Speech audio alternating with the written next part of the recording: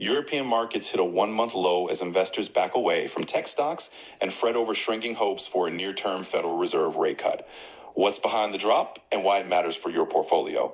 On November 18, 2025, the Stoxx 600 index fell by around 1.8% to close at one-month lows, marking its weakest session since August. In Germany, the DAX and France's CAC 40 each slid by roughly 1.8 to 1.9%. Alongside this drop, a key volatility gauge jumped to 22.89, its highest level since the U.S. regional bank sell-off in mid-October.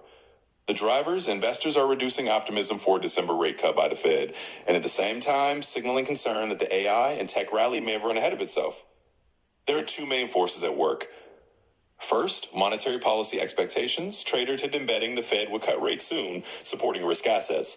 But now remarks from Fed officials have dampened that expectation, increasing bond yields and cooling tech valuations. Second, sector-specific risk. Tech and infrastructure stocks tied to the AI boom came under pressure. European firms like Siemens Energy fell 6.4%, and ABB Group lost 4.1% after disappointing signals, underscoring investor wariness of lofty expectations. That combination, tighter monetary prospects plus stretch valuations, triggers a broader risk-off mode, hitting banks, autos, miners, and tech alike. Keep an eye on a few key indicators, the next U.S. jobs report and any Fed commentary. If data surprises stronger, markets may further abandon hopes for cuts. Tech and AI-related earnings in Europe, weak results could deepen the downturn in richly valued sectors. Credit spreads and market liquidity, higher volatility means higher risk of broader corrections. For investors, this means risk management should be top of mind. Diversified exposure matters, and assumptions of tech always wins and rates always drop may no longer hold. In short, European equities are under pressure, not because of one isolated event, but because two major trends collided: less assurance of Fed support and doubts about tech valuations. If you're invested in equity, tech, or global risk assets, this is a moment to refocus on fundamentals. Stay tuned for how markets respond in the days ahead. Wall Street's major indexes hit one-month lows on Tuesday as investors turn cautious over lofty valuations and fading hopes for a year-end interest rate cut. According to Reuters, the Dow lost nearly 0.8%, the S&P 500 fell about 0.5%, and the Nasdaq dropped around 0.8% mid-session. Heavyweight technology stocks were under pressure. Amazon slimmed more than 3%, and semiconductor names struggled, with the Philadelphia SE Semiconductor Index down roughly 1.7%. A key focus is Nvidia Corporation, whose results later this week are seen as a litmus test for the AI-driven rally that pushed markets to record highs. Investor sentiment is becoming fragile. The CBOE Volatility Index hit a one-month high, underscoring growing risk-off behavior. One strategist commented, "We're definitely seeing more jitters as we move into a late cycle stage. Concerns are mounting around how CapEx is financed and what the return on investment will look like." A major cause of the pullback, the probability of a December rate cut by the Federal Reserve has fallen to about 50%. Down sharply from more than 90% a month ago. At the same time, valuations remain rich, and several major U.S. indexes have closed below key technical levels, including the 50-day moving average, which some see as a warning sign of further trouble. On the corporate front, companies such as Home Depot are adding to the pressure. The home improvement retailer dropped over 3% after cutting its full-year profit forecasts, while rivals also reported weaker outlooks. So what does this mean for investors? High expectations and limited room for error mean that the market may be more vulnerable than it looks. At this stage of the cycle, investors should consider reviewing exposure to high valuation growth names, watching closely upcoming earnings and macro data for any surprise weakness, and maintaining a disciplined portfolio and focusing on fundamentals, rather than the momentum of AI hype. In short, this isn't the time to panic, but it's also not a time to assume smooth sailing.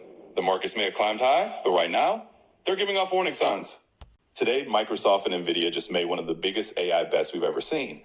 A joint commitment of up to $15 billion into Anthropic, the company behind the Claude AI model. This deal could reshape the entire AI power structure. Here's the breakdown. Nvidia is pledging up to $10 billion, and Microsoft is committing up to $5 billion. In return, Anthropic will purchase about $30 billion worth of cloud compute capacity from Microsoft Azure. So this isn't just an investment, it's a closed AI ecosystem. Three giants deeply tied together across money, chips, cloud, and model development. This move signals two huge shifts. First, Microsoft is no longer relying on a single partner like OpenAI. It's diversifying, and that instantly increases competitive pressure on the entire sector. Second, the scale is enormous. 1 gigawatt of dedicated compute can cost tens of billions of dollars, and Anthropic is preparing for deployments on that level, powered by NVIDIA's most advanced AI chips. Here's what matters from a market perspective. Big tech is becoming investor, supplier, and customer all at once. Big opportunities and big risks. Analysts warn the size of these deals could fuel bubble-like dynamics. Meanwhile, Nvidia's chips, Microsoft's cloud, and Anthropic's models are aligned. If Claude scales, they all win. And it's clear the AI race is no longer a one-player game. Bottom line, this $15 billion commitment isn't about today. It's a bet on the next decade of artificial intelligence. Watch the compute infrastructure, the cloud deals, and the companies building the pipelines. Toyota has announced a $912 million investment to ramp up U.S. production of hybrid vehicles and components across 5 states. The move comes as the company looks to strengthen its position in the global push toward electrified and hybrid powertrains, even as it maintains its broad commitment to internal combustion, hybrid, and electric platforms. The funding will be used to expand manufacturing capacity in the U.S., updating facilities and building out supply chain infrastructure. Toyota said the investment spans 5 states, including Kentucky, where its major manufacturing footprint resides. By increasing production domestically, Toyota aims to reduce supply chain risks, shorten lead times, and respond more quickly to shifting regulations and consumer demand for cleaner vehicles. Toyota's decision reflects broader trends in the auto industry. Although battery electric vehicles get much of the attention, hybrids remain a strategic bridge to many automakers, especially in markets where charging infrastructure is uneven. The company believes hybrids will continue to play a significant role during the transition to full electrification, particularly in the U.S., where fuel economy standards, tax incentives, and consumer preferences intersect. By committing nearly $1 billion to U.S. manufacturing, Toyota underscores both its confidence in the American market and its long-term view on mobility. The investment is also aligned with governmental and regulatory shifts, with the U.S. increasing pressure on local manufacturing, clean energy targets, and vehicle emissions. Toyota's investment positions it to benefit from incentives and stay ahead of compliance curves, while the expansion comes amidst global competition and cost pressures. Toyota says the investment will help drive scale, cost efficiencies, and resilience. For investors and market watchers, the message is clear. Toyota's doubling down on hybrid first in the U.S., not abandoning EV, but hedging its bets and securing a strong foothold.